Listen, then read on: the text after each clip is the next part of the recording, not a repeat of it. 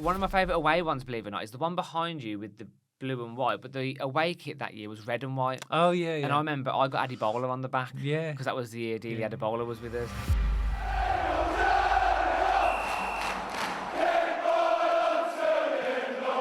So welcome back to BCFC Royal Blue. Now, occasionally we put out a community post asking for questions from fans so that we can give our responses and thoughts on the questions. And we love doing these type of podcasts. The last community post I put out last week, I asked also for questions as well as any stories that people might have in relation to their experiences at Birmingham City. So we've had a few good responses here. In this podcast, we're going to do the first part of the questions and stories, and then the next podcast after we'll do the other half that we received. So, as always, I'm going to read out the questions that we've got to Matt and the stories, and get Matt's response and take it from there. So I hope you enjoy them. Right. So before I start, just to thank everybody who took the time to comment and ask a question or give a story. So Matt, I'll go straight into the first question for you. This is from Michael Quinn. Thank you, Michael. And there's a related question also from Nathan Lowe. So I'll read them both out. They're only short. First question: if we stutter in the Championship for a few seasons, there's a HS2 and building delays. At what point does Tom Wagner say he's had enough? That's from Michael. Then from Nathan, he says, is there a point where if we don't get promoted, say in 4 seasons, Knighthead decide to move on or at least step back and reduce investment in the project? What's your thoughts on that? It was quite funny to see these questions pop up, Dad, because I've seen a few Blues fans talking about this on social media. You know, possibly Knighthead getting scared, or not scared in terms of, you know, not facing the battle, just in terms of, you know, maybe sinking too much money into it for not enough return. Because they're business people, aren't they? Yeah, It's a hedge fund, effectively. Yep. But they don't strike me as the kind of business people or personalities to give up. I think they're here for the long haul. In fact, I remember watching Tom Wagner Dad on that recent podcast, and he mentioned, I'm paraphrasing here, apologies if I've got it wrong, I'm sure someone will correct me in the comments, but he said something like, if we're in the Championship in another 2 seasons' time, that's when we'll have to ask questions and do a bit of a review. It wasn't a pessimistic statement to have a review and ask questions about their likelihood to hang around. It was to review the processes. Why aren't we getting promoted? What needs to improve? What needs to change? How do we get to that level of success? So the fact he referenced 2 seasons makes me think they're not hanging around, are they? We know Tom Wagner wants to get us in the Premier League as soon as possible. And I don't think they're going anywhere until they succeed and fulfil that mission of a sports quarter, a Premier League football team, arguably maybe even playing Champions League football. And I'm not, by the way, that's not pie in the sky. A Blues fan on a Blues podcast is getting ridiculously carried away with it. I just think genuinely in Tom Wagner's mind, he's not going anywhere until he has Premier League team. Yeah, I think you're right. I think they've already demonstrated that they've sank millions already into the club. You can't just walk away from that. And also as well, the way they've set the club up as well with the appointments there, they are planning for the future. Now, if we stutter in the Championship, which is quite possible because it's an unpredictable and a tough league, and just because you buy players, you doesn't guarantee anything, does it? So we know it's a tough league to get out of.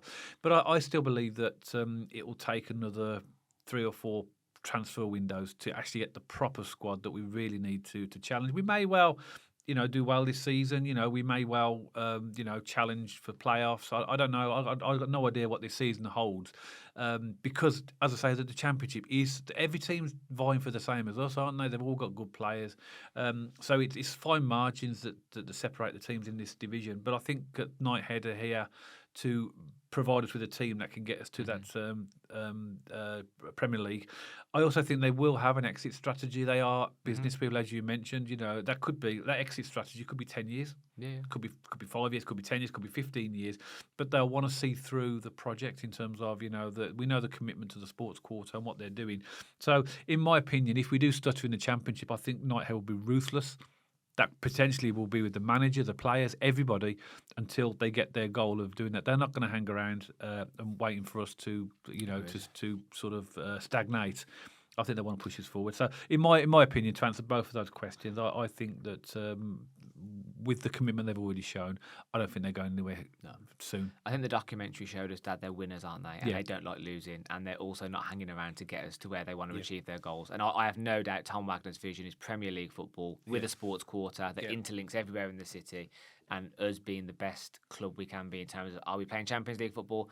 Are we winning cups and getting silverware at that point? I don't know what that looks like, but I have no doubt Tom Wagner's dreams are as big as they could possibly get for this club. Yeah, I don't think stuttering or stagnation is even in his dictionary. No. Tom Wagner, it's always like, success, moving forward. Making sure that everything is top quality, etc. So that's two good questions. Good, obviously, get to your views, what you think as well on that. So here's the first story that we had, a short story from Samuel Rogers. Thank you, Samuel. We asked for your memories of things that you funny stories about Birmingham City. So it goes like this. Big love to you, O'Neill boys. Thank you very much. Funny story from when I was a teenager, about 2007, I think. Me and my mates were loitering around the bull ring, as you do. Then we actually see Oliver Tebley walk past, and we said to him, "All right, Tebs, keep right on." And I think we were the only people at the time that recognised him on that day. He came over, shook my hand, and whilst smoothly giving me a tenner, me and my mates were buzzing and into Mackey's on the ramp. I was on the meal on Tebs that day. What a legend! Happy days. Love the show. Keep nice story. Because I like that story because you always talk about Oliver Tebley, don't you? I do. Yeah. I've looked at Oliver Tebley. They were from Celtic. I think so, yeah. I think it was Celtic, and I believe he came with the reputation or the nickname called Bomb Scare. Yeah. Because he didn't back out of a challenge, did he? He loved a big physical battle, Oliver Tebley. And he always sticks in my mind for Charlton away when he nearly scored that screamer of an own goal and then looked at Nico Vasson, I think it was at the time, as if to say, why didn't you communicate with me? Like, it was his fault. It was brilliant. So, no, I love that story. And Oliver Tebley is definitely one of those players that sticks with me during my generation when I was a bit younger. So, yeah, that's a great story. I can just about Oliver Tebley. I don't remember what game it was. I remember watching him in one game. It was actually at St.Andrews, and he took the ball from the centre half. Literally, he was actually playing like Pele, literally going around. There's players falling over all over him, and literally, he did all the hard work, and then he fluffed his lines at the end. It would have been a fantastic goal. But so, yeah, good story. Yeah, thanks for that one. Good memories of Oliver Tebley. Next question is from Paul O'Neill. Not related to us, if anybody wants to know that. But thank you very much for the question, Paul. Regular contributor on the channel as well. So thanks for all of your contributions. Here's a question. Buying all these players, are you worried about PSR and possibly sanctions later? Keep right on. Again, I think a very topical and relevant conversation and question to have, because obviously we are spending a decent amount of money these days. But I have quite a short answer to this, to be honest. And no, I think with Knighthead and their legal team, they're going to have the best lawyers on retainer, the best legal teams. They're going to know these processes and these legalities inside out. They're going to pay a lot of people a lot of good money to know that information. So it is something that goes on in my mind, when you see Stansfield signing for 15 million and you see this isn't that. However, when you look at our revenue and look at the money we've pulled in from selling our own players, actually the balance sheet this season, if you think about Kyogo's cost us a lot of money, actually we haven't spent crazy amount of money. So for me, in terms of PSR and FFP and getting fined, I'm not worried because I trust Tom Wagner, I trust Knighthead, and they're going to have the best people looking after us, I presume. I hope.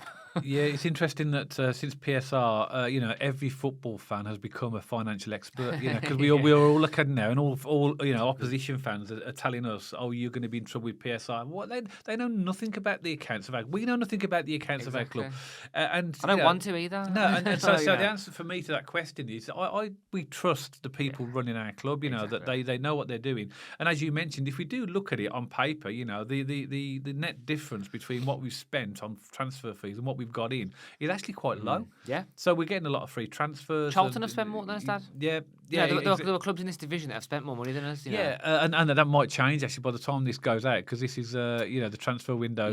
We might spend big. I don't know. I mean, obviously we'll know that by the time this podcast goes out. But I trust the people running our club. That they will know what we do, and we know all about the publicity, about all the revenue we're bringing in.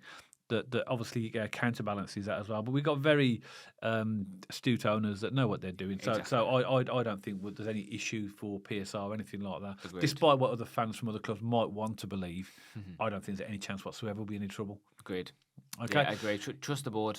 Trust the board. and trust that they've got the right people in the right places. But no, I'm not worried about it. No, personally. no. Okay, so another story here from Andy Hinton, another regular contributor to the channel. So thanks, Andy, for this. This is a story. My favourite Blues story was going into an old Division 2 evening game versus Chelsea, straight from work with my mate Eddie Maloney. Turned up a few minutes late to be confronted by hundreds of Chelsea boneheads trying to get into the Birmingham Cup. Got turned away and gave they got turned away and they gave me and Eddie a real right kicking.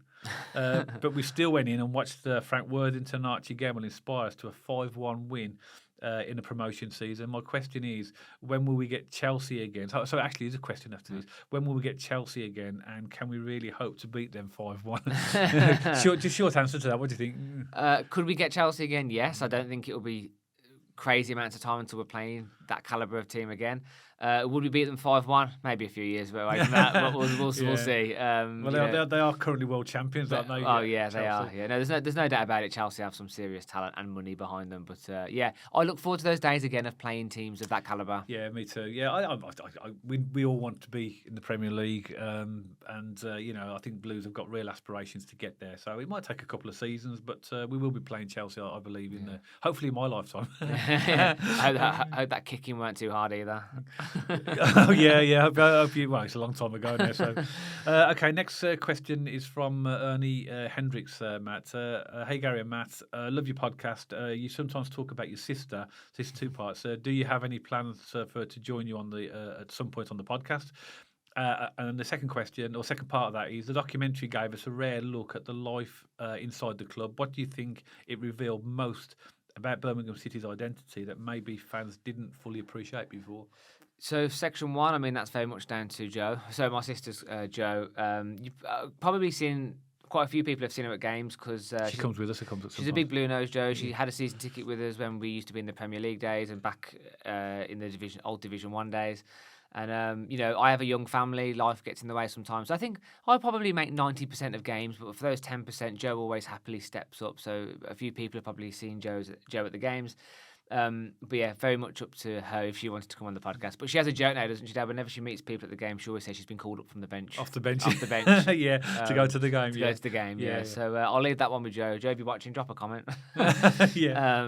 And in terms of the documentary, I think it showed me how amazing our fan base is. And I think what really came across, which was quite funny and made it really authentic, was how half glass empty we all are. That imposter syndrome that the wheels are going to fall off immediately, and almost thinking, what's happened to this great football club, and almost feeling guilty for having good times come about because we've been so let down over the last 15 years.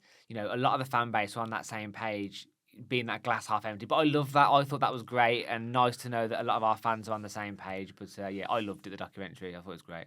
Yeah, it was well filmed and well produced. And what I liked about it, in answer to that question, it showed the emotional side of supporting Birmingham City. It didn't try and cover up anything. It showed the fans, I think, were the real stars of this. That they were proper Birmingham City supporters, and that they showed the emotional connection between the fans and the club. I thought that came across very, very well. Mm-hmm. And it showed the history of the club well, as well. In parts, showed that we were a well supported and a well loved club. And I think that came across. So I think that's what maybe for me the documentary really demonstrates. I'm glad they did it like that as well. I wouldn't want them to cut out sort of bits that weren't real. And just put what they thought was obviously they do it for put what they feel is dramatic because they want viewers, but it was a fair assessment of the club. So I thought that was pretty good. Yeah. Okay, another question, Matt. This is from we've got just a couple more. This is from HP 0077. So I don't think you were christened with that name, but that's your handle. So thank you very much for the question. Hi there. I was speaking with my dad the other day, and we were discussing the changes from going down the Blues and the walk down the road. Going that was previously was awful, and then you go there, leave the game early. And now we're loving every minute. We play. The games are sold out. And he said, you are both older than myself, so probably see more ups and downs and want to get your opinion on it and how we will do this season. So I think that question relates to the Match day turnaround. experience a The bit as well, isn't turnaround. it? Yeah. Yeah, it's a bit. It's a bit. I took that in the direction of kind of the match day experience as well, in terms of like, I do agree. It was always a bit of a grim walk in and then a bit of a depressing walk out, just by the nature of supporting Blues, especially over the last sort of 15 years. But it's never been in my lifetime, Dad, you've been going down a bit longer than me, but it's never been a bigger pleasure to support this club right now. It's so much fun. It's never had more ambition and the speed we're doing it at. I mean, I have some great memories of the Trevor days and the Brucey days in the late 90s. As managers, in sort of the mid to late 90s, early 2000s. We had the Worthington Cup finals. Yeah. I remember going to Fulham away, Dad, and seeing a Martin Granger free kick when Trevor Francis was in charge. Great Premier League days, great games against Villa back in the early 2000s. And, I have nothing but fond memories of that time. But now is the time where I think the magic is happening. Yeah, and you are right. It is a complete turnaround. The experience is different. The fan zones, the atmosphere, everything is different. It's actually a nice place to be. But all of this is helped and fueled by having a competitive team, because the atmosphere is always good when you're winning. When you've got a good team, and I think that's what's really hard, and that's what Knighthead need to be very mindful of. Yeah. They have to keep us competitive. I think, but what's brilliant, and all credit to what they've done. I mean, the fan zones are brilliant. They obviously just put the canopy over the fan zone just in front of the cop, and we've got the big fan zone on the other side by the Royal George, and it's a good place to be. And again, it's fair play to them because it's clever, because they're getting the Blues fans there 2 to 3 hours before kick-off, spending money, beers, pies, merchandise. It's all helping the revenue. So big change for us, and it's the best I've ever known it. I would never imagine a few years ago that I'd want to get to the ground really early. Yeah. Look, we used to literally get there just before kick-off. There'd be queues because everybody wait till last minute. And you're getting late sometimes because you couldn't. It was the old people on the turnstile type of thing as well. And that's when, people like 40-year-olds with beers trying to get him in kids' tickets and stuff like that. And okay. Yeah. Next question, Matt, and I think this will be the last question. There's a few related questions. This is from Ryan Marlborough. Thank you very much for the question, Ryan. My question would be, it's a great podcast. I really love the father-son dynamic and the mutual respect. And Dad is obviously running the show. Yes, absolutely. But here's my question. Not really. But here's my question. Would be after we've seen the home kit, obviously the one which is behind Matthew. And also, we know the away kits as well. The one that I wore for the away podcast, and the red one. What's been your favourite kit over the years? And this is similar to a question we've had previously, actually. But keep up the good work. Then we've had questions from Rain Joltic on this as well. If you could each bring a home shirt and away shirt back in the retro section, which ones would it be? And another question from Ryan Marlborough on the back of his previous question: what's your favourite kits we've ever worn? So basically, let's just sort of boil that down to what would be your favourite if you could bring a retro kit back home and away. Which ones would it be? So I've got a couple that I've been thinking about, and I think we have done this on a podcast before. So it'd be interesting to go back and reference those videos and see how closely attuned our picks would be, or whether we just sort of felt it in the moment previously. But I think the number one classic for me, Dad, and I think you picked this one as well for when you were doing yours, is the old Trevor one. Yeah. That's the original Penguin kit, isn't it? That's still mine. I've still got that, the Penguin kit. Yeah. One of my favourite away ones, believe it or not, is the one behind you with the blue and white, but the away kit that year was red and white. Oh, yeah. And I remember I got Adibola on the back. Yeah. Because that was the year Dealey Adibola was with us. So that was a good one as well. And ultimately, my favourite kit, sorry, not my favourite kit, because that one still takes it because of the whole Trevor emotional connection to the club. But do you remember when we played in the Worthington Cup final against Liverpool? Yeah. It was an auto windscreen, a sponsored top. But it had a little bit of a different, kind of the blue kind of glowed on it a little bit. Okay. I just loved it. I thought that was an absolutely brilliant kit. So that's just a little overview of mine. I think I'm going to break it down. That's the number one. Away kit in the red and white, and I also honourable mention to that Worthington Cup final kit in auto windscreens. Yeah, I mean that's always going to be for me the kit, because when I first started watching Blues, I always associated Blues with that strip, and obviously with Trevor as well being such an icon. That would always be my favourite strip. No matter, I've got to be honest. I really like that kit behind you, the home kit this year. The gold with the gold. I really like that. It's a really nice kit, and I like wearing that one as well. But that will always be the iconic kit for me, that Trevor one. But for an away kit, I always like a yellow kit, right? And we've had some good yellow. I was hoping this season we were going to get one of them. I thought we're due for a yellow kit. It's been a while. But I'd go back to the 2003-2004 season yellow kit, which is the one with Flyby on it. And that's the one with it's got the blue edgy. So where this is literally Sequoia here. Right. Are you sure that weren't phones for you? No, it's Flyby. Was it Flyby? Yeah, it's Flyby. I've got a picture of it here actually. Right, there you go. So I'll turn it around and show you. There, can you see it? Nice. There you go. Yeah, I remember it. Yeah. So for me, it's the 2003-2004 yellow kit. But I like the yellow kits, and I like that one because it's just quite a simple kit with just the blue trim. But so for me, yellow kits are the ones that I would bring back. But be interesting to see what your thoughts are. And we did have quite a response on this last time, didn't we? Because everyone's got their own favourites, haven't they? And there's so many kits to choose from now. Exactly. I do hope next season they have a yellow away kit. Yeah, that'd be really good. I also like this one as well. Yeah, that's a nice kit. That's very different as well. Yeah, it is. I'd say that we had some weird kits as well, haven't we? 'Cause we had that one that was like the Belgian colours, like red, yellow, black. Do you remember that one? Yeah. And there's one of the Trevor wearing that one. Okay. But there was there's been a couple in that colour scheme, and then there's the famous Triton one with the yellow and green tags. Yeah. There's almost like it's rain on it as well. But yeah, we've had some good kits over the years. But it'd be interesting to get your opinions, Blues fans. So put them in the comments below. So that's it for this lot of questions, Matt. And thank you to everybody who's contributed to a question or a story. And we are going to do a second part to this in the next podcast. So if your question hasn't been asked in this one, look out for it in that one. So hope you've enjoyed it. We love these, me and Matt. It's great to get your questions and to have a little chat about them. So thank you very much for everyone who sent your questions in. So as always, give us a thumbs up if you enjoyed the podcast. And if you haven't checked us out on our social media channels already, pop along to our X page and our Instagram page. And if you like to watch or listen to your podcasts on Spotify, you'll also find us on there. And you'll see the handles appearing on the screen for all of these channels right now. If you haven't subscribed to the channel and you'd like to, then please press that big red subscribe button. No obligation to do so whatsoever, but that'll allow you to get notifications, particularly if you press the bell icon every time we put a new podcast out.